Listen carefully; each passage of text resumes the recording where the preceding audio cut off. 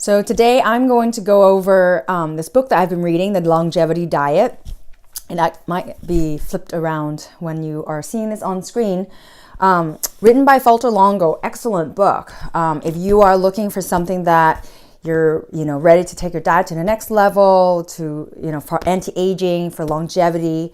If you have blood sugar issues, cholesterol issues, there's a lot of research done now based on Valter Longo using the Blue Zone diet. So there's 5 places where there's a lot of studies showing that there's 5 places in the world with people who are living much longer than most people. That's Okinawa, that's in California, that's, in Sardinia. And so they did all this research to say, well, what are the common themes? So this book does a really good job creating a very simple way to kind of put you right to what is the longevity diet. I'm going to give you a summary here. And, but the idea is you are what you eat, and they're looking at, well, what makes it so special in these places? And I think right off the bat, it talks about, follow a pescatarian diet where aim for a diet that's, close to 100% plant-based and some fish-based, and limiting fish consumption just to about 2 to 3 portions a week. Avoiding fish with high mercury content like tuna, swordfish, mackerel. I love to use the acronym SMASH. So okay to do sockeye salmon, mackerels, anchovies. S is sardines, herring, and then super low small mercury, and also very fatty fishes.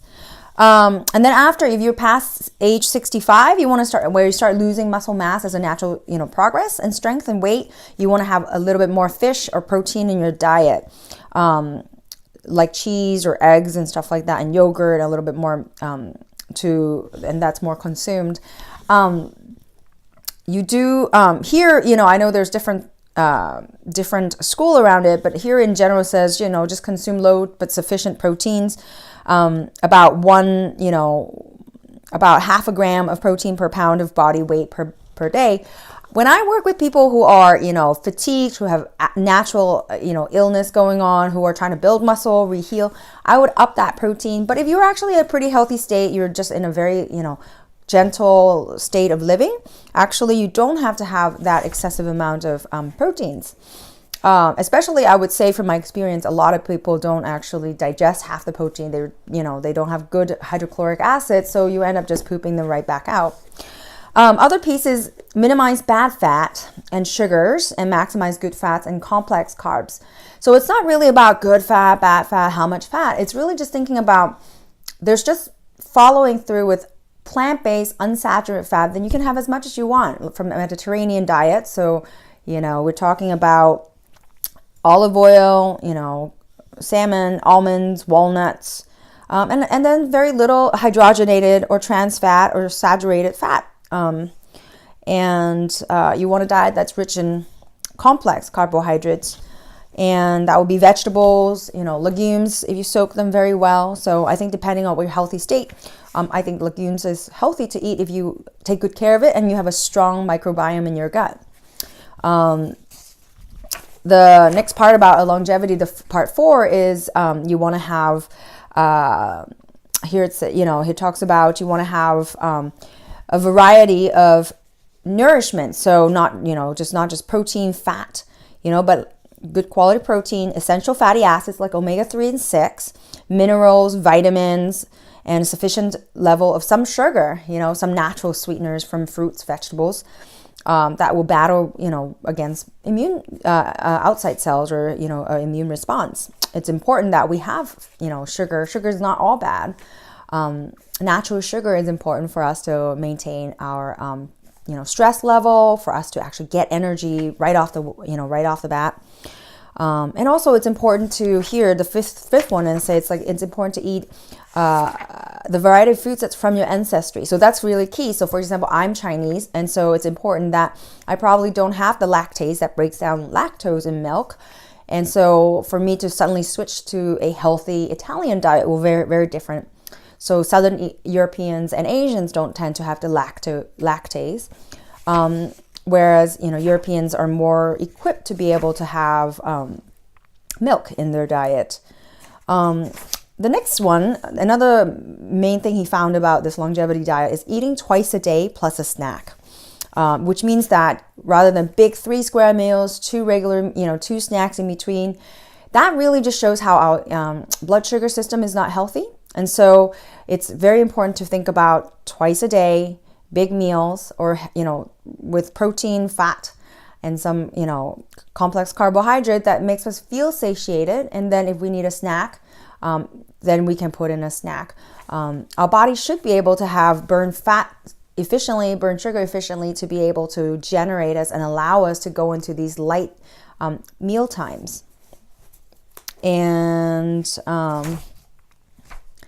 then the last part, which is the most interesting, is actually talking about time-restricted eating, meaning that they found that in longevity locations, people actually don't eat after a certain time. They usually eat within a 12-hour zone.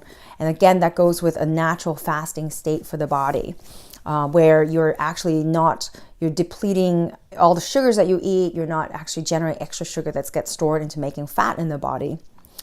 And then the last one is kind of what Valter Longo's really did a lot of study, is the fasting mimicking diet. The last piece that he found in these longevity diet or regions is that people do engage in this periodic fasting. So about a few times a year, for 5 days a year, they would do a relatively, high calorie, than just regular 0 calorie fasting mimicking diet. So it turns out religious groups, been fasting for Ramadan, for many years. And in this case, it's very wonderful that, he found that when you do the fasting mimicking diet, your body actually shrinks as you fast. Usually it's about 500 to 800 calories for 5 days. Your body shrinks. And the cells start, getting rid of unhealthy cells, getting rid of things that are not necessarily growing. And that's why it's very actually effective. It's been studied in mice using the fasting mimicking diet in mice with cancer. Is that turns out when you do the fasting, it helps prepare and weakens the cancer. Because what you're doing is you're actually shrinking the cells. The body's saying, well, I need to shred what's not healthy so that I can maintain a lean functioning machine to survive. And so you do it for 5 days. By the 5th day, what you do, your body actually triggers into a regenerative state. Your body start, go into ketosis, you start burning fat. And then by the time you're shrunk in and you start eating again, you're actually now refeeding. And when you refeed, you're breaking down what has been broken down, what has been leaned in. Your body now is starting to regenerate by adding some healthy growth process, but guided by stem cells, adult stem cells. And so that's a super cool thing about his research, and he focused a lot on that. Great book. I think it's a great read for anyone who's looking to take their health to the next level, take their health into an anti-aging level, especially around blood sugar issues, around cholesterol, around regenerative issues, arthritis pain.